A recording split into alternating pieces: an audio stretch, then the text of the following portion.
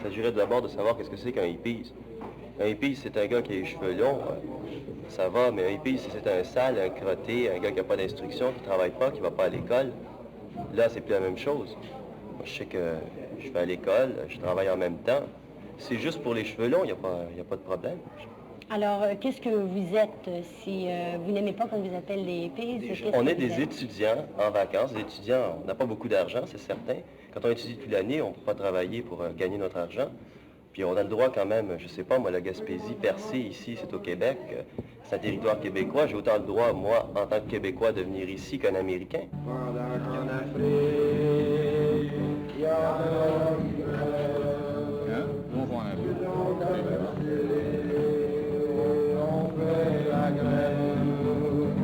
Ils sont pas contentés de nous expulser.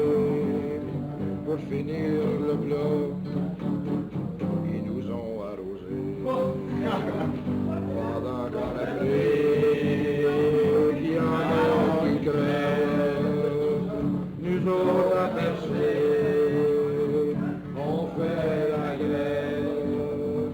Ils ont décidé d'arrêter de fumer, de ne plus dormir, puis d'arrêter de manger. Qu'est-ce qui vous plaît plus particulièrement à Percé?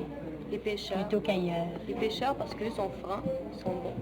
Ils sont réellement des humains quand on compare avec les commerçants de la place qui viennent nous engueuler, nous traiter de crottés, de sales. Est-ce que, en fait, comme on l'a prétendu, à votre avis, il est exact que la majorité de la population soit contre vous? C'est faux. Ce sont les commerçants qui sont contre nous. Allez parler avec les pêcheurs. Les véritables pêcheurs, pas ceux qui vont faire des tours aux touristes sur leur bateau, au quai ici. Les véritables pêcheurs des alentours sont avec nous. Combien y en a-t-il, à votre avis, de véritables pêcheurs à Percé? Bon, à Percé, il n'y en a pas beaucoup. Il y en a 6 ou 7. C'est surtout à l'extérieur, à L'Anse-à-Beaufils, un peu partout alentour. Est-ce que vous vous entendez bien avec les pêcheurs, par exemple, les jeunes de la place, les jeunes gens de votre âge qui habitent Percé? Mademoiselle. Jusqu'à maintenant, ça allait bien. Il arrive qu'on ait certains problèmes, mais c'est à cause de choses qui sont mal comprises. Comme on avait mis une pancarte dehors, Québec, c'est faire crever les pêcheurs. Il y a des gens qui ont pensé que c'était nous qui voulions faire crever les pêcheurs, qui avaient mal compris parce qu'on n'avait pas marqué le gouvernement du Québec sait faire. Disons qu'on a certains problèmes de ce côté-là, mais il s'agit, si on a le temps de pouvoir s'expliquer avec eux, tout va bien, parce qu'au fond, ils sont d'accord avec nous, c'est qu'ils ne comprennent pas exactement nos termes, j'ai l'impression. C'est un problème de vocabulaire ensemble. Il se produit, les relations se font en contre-coup, si on veut. C'est qu'on fait un pas et eux autres nous surveillent, puis d'abord, ils pensent qu'on veut agir contre eux autres, par la première chose. Alors, il faut nous prouver que c'est pas ça. Ça se fait à rebours. Ils viennent tranquillement. Il y a des jeunes de Percé qui viennent. Et on peut dire que la clientèle ici, les gens qui viennent ici, puisqu'il faut l'appeler comme ça, c'est un terme commercial, la clientèle, mais puisqu'il faut l'appeler comme ça, c'est les gens qui fréquentent la maison. On peut dire qu'il y a à peu près 15 à 20% sont des gens de la Gaspésie. Petit à petit, les gens embarquent tranquillement. Les gens qui sont assez méfiants de tout ce qui vient de l'extérieur. Ça, c'est pas seulement à Percé, c'est partout ailleurs dans le province. Parce que Montréal a tellement de choses, est tellement favorisé par rapport au reste, que quand ils nous voient venir, ils nous voient venir comme des exploiteurs, au départ. Puis ça, il faut les comprendre. Parmi les étudiants ici présents, il s'en trouve quelques-uns, je crois, qui ont fait la contestation dans les écoles à Montréal et à Québec. Est-ce que, en fait, votre présence ici, les événements qui se passent, peuvent être rattachés à la contestation dans les écoles? Moi, je pense une chose, c'est que partout où il y a des étudiants, il y a des contestataires. Je ne sais pas pourquoi on rattacherait ou quelque chose comme ça. La contestation, pour moi, est permanente. On parle de contestation. On n'est pas venu en tête ici avec une idée de contestation. On est venu pour se reposer, puis que tous les jeunes qui voudraient venir, tous les gens qui n'ont pas trop d'argent, puissent se reposer. Alors, on nous le refuse. Donc, il ne faut pas nous blâmer si on conteste. Contester, c'est une réaction. C'est pas une révolution, il y a une différence entre les deux. Et c'est une révolution, il faut s'organiser. Dans tous les cégeps, dans tous les endroits où il y a une contestation, c'est en réaction devant une administration et devant des problèmes concrets. C'est ça, il n'y a pas de problème d'ensemble. Puis que, comme dans tous les cégeps, les administrations, ou dans la majorité des cégeps, les administrations sont assez réactionnaires. À ce moment-là, c'est tout à fait normal qu'il y ait de la contestation. Comme ici, s'il n'y avait pas eu de problème avec les autorités et avec le gouvernement, si le gouvernement avait été compétent, ça n'aurait pas fait un bluff publicitaire pour la Gaspésie, il s'était occupé plutôt de s'arranger pour que la Gaspésie puisse recevoir les gens. À ce moment-là, il n'y aurait pas eu le problème qu'il y a là présentement à percer. En somme, c'est un abcès à percer parce qu'il y a pas mal de gens ici, mais c'est un problème qui se retrouve un peu partout. C'est un problème fondamentalement économique, c'est-à-dire que des villes qui sont strictement à caractère touristique, puis que le gouvernement les oublie telles quelles parce qu'il se dit qu'ils ont le tourisme. Alors, il n'y a pas d'industrie dans ces endroits-là, il n'y a pas rien d'autre que ça. C'est tout à fait normal que les gens soient paniqués quand ils pensent que c'est quand ils voient venir certains groupes qui n'ont pas l'argent que de d'autres groupes. Alors, ils se disent, ces gens-là vont repousser le tourisme, ils nous nuisent parce qu'ils prennent des places, tout ça. Alors, c'est une réaction tout à fait normale. Je reviens à la contestation. Vous avez dit tantôt que vous contestez des problèmes très concrets. Pouvez-vous nous dire assez précisément quels sont ces problèmes particuliers à la Gaspésie?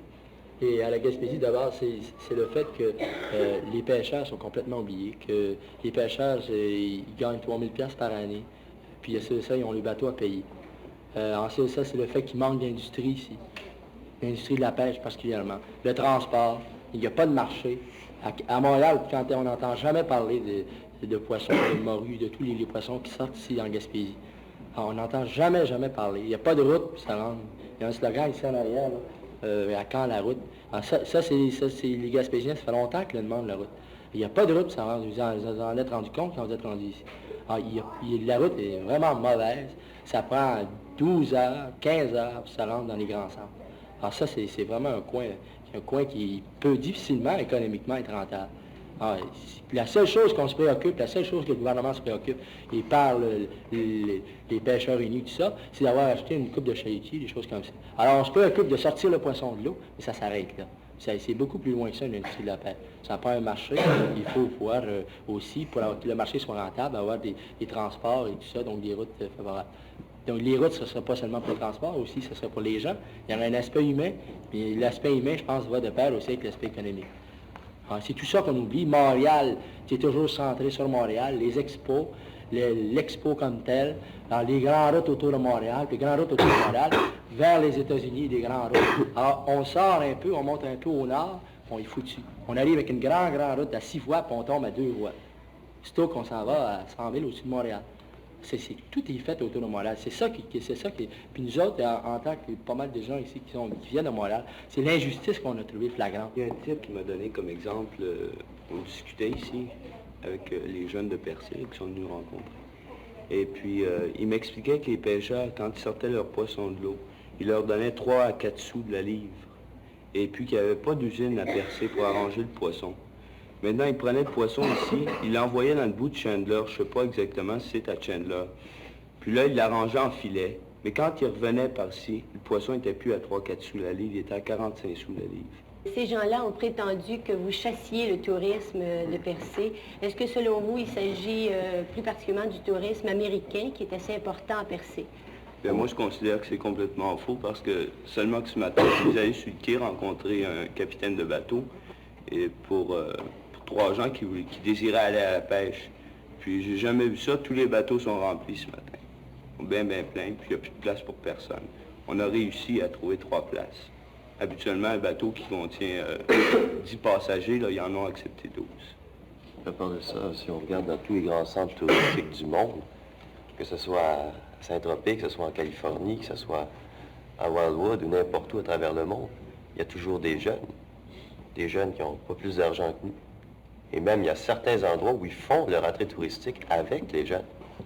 Je ne sais pas pourquoi ils ne le feraient pas ici. De toute façon, à Percé, il y a toujours eu des jeunes. Il y a toujours eu des gens qui n'ont pas d'argent. Moi, je pense, par exemple, au temps de chansonniers de texte, tout ça, c'est tous les gens qui se naissent ici. Puis ça n'a jamais fait reculer le tourisme. C'est quand ils disent qu'on nuit au tourisme, dans le fond, c'est pas qu'on nuit pas au tourisme, c'est qu'on ne le fait pas rapporter de l'argent. C'est simplement ça, le fond. Le problème est seulement là, c'est que eux, ils voudraient que moi j'aille dîner tous les midis dans le restaurant pour dépenser de l'argent, et j'y vais pas. C'est seulement ça qui est... Le problème, c'est pas qu'on chasse le tourisme, c'est qu'on met pas de l'argent dans les poches. C'est tout. Sur le plan tourisme à Percé, avez-vous des solutions à proposer? Seriez-vous, par exemple, favorable à une auberge de jeunesse à Percé ou dans d'autres centres de villégiature? Tout dépend ce qu'on entend par une auberge de jeunesse. Une auberge où les jeunes pourraient aller, où ça leur coûterait pas beaucoup d'argent, où ils pourraient être ensemble, communiquer ensemble, mieux que dans les villes, d'accord, oui. La municipalité le promet depuis je sais pas combien d'années, mais elle ne le donne pas. C'est pour ça une des raisons pour lesquelles on reste ici, pour essayer de gagner notre point, d'avoir l'auberge pour les jeunes, où les jeunes pourront aller. Mais si on regarde, quand on parle d'auberge de jeunesse, pour moi, c'est juste un palliatif parce que il n'y a pas rien que les jeunes. Moi, je pense aux gens de l'Est de la ville, de Montréal, au Faubourg à Amelas, ceux qui pensent leur été sur la galerie, tout ça. Les gens qui n'ont pas d'argent, eux autres aussi, on devrait s'en occuper. C'est pas parce que les jeunes crient plus fort qu'on devrait avoir des auberges rien que pour la jeunesse. En somme, on devrait avoir une sorte d'endroit, une maison qui pourrait être faite de façon à accueillir les personnes qui n'ont pas trop d'argent à dépenser. C'est ça le point commun. À ce moment-là, il se fait un échange d'idées, puis il y a beaucoup plus de liaisons qu'on peut le croire entre les gens défavorisés ou ceux qui n'ont pas trop d'argent et puis les jeunes qui, eux autres, par nature, n'ont pas d'argent puisqu'ils ne travaillent pas. Donc, les jeunes sont éveillés aux problèmes politiques, tandis que ceux qui sont défavorisés, eux autres le subissent. Donc, il y a une relation automatiquement là, qui se fait entre les deux. Et aussi les vieillards aussi, je pense. Si on pouvait aller plus loin, c'est des gens qui sont beaucoup oubliés dans la société. C'est que c'est pas une force économique encore, le vieillard. Alors qu'il ne peut plus rapporter rien, du moins la société en a décidé ainsi, donc on l'écarte. C'est tous ces gens-là, ensemble, on peut faire quelque chose. Puis il y en a pas mal ensemble. Mais est-ce que vous auriez des suggestions plus concrètes? Pour planifier le tourisme, premièrement, qu'on ne fasse pas une publicité qui est fausse au départ. En invitant les gens qui demeurent au Québec, tout ça, qu'on leur prépare quelque chose qui soit pas pour les exploiter, quelque chose qui soit des restaurants avec des prix abordables, des choses qui sont bonnes à manger, parce qu'ici la nourriture vraiment est infecte. Il y a moyen de faire quelque chose de façon honorable, de le faire de façon bien, en n'exploitant pas les gens, puis les profits vont être les mêmes. Mais ça, on ne semble pas le comprendre. Je pense que c'est assez difficile de le faire si on laisse ça à l'entreprise privée. C'est assez difficile. Du moins, je ne dis pas de tout nationaliser ça, au contraire. Mais du moins que le gouvernement s'en occupe. Puis qu'il arrête de faire seulement de la publicité, puis qu'il se croise les bras. T'sais, on fait une grosse publicité, puis après ça, on arrête. Il n'y a pas de route pour venir ici. Les gens à la place la demandent depuis longtemps. Il y a un paquet de solutions concrètes. Pourquoi est-ce qu'on ne les fait pas? On le fait encore aux gens qu'on s'occupe de la Gaspésie, en les envoyant des slogans, puis en faisant la grosse publicité, venez visiter la Gaspésie. Pendant qu'en Afrique, il y en a qui font la grève, nous autres à Percé, du premier au dernier on crève. Pendant qu'en Afrique, ils font des grèves, nous autres à Percé, du premier au dernier on crève, lentement on crève, mais sûrement on crève, et en un mot on crève. Vous, mademoiselle, reviendrez-vous à Percé l'an prochain? Je reviendrai peut-être à Percé si je suis acceptée.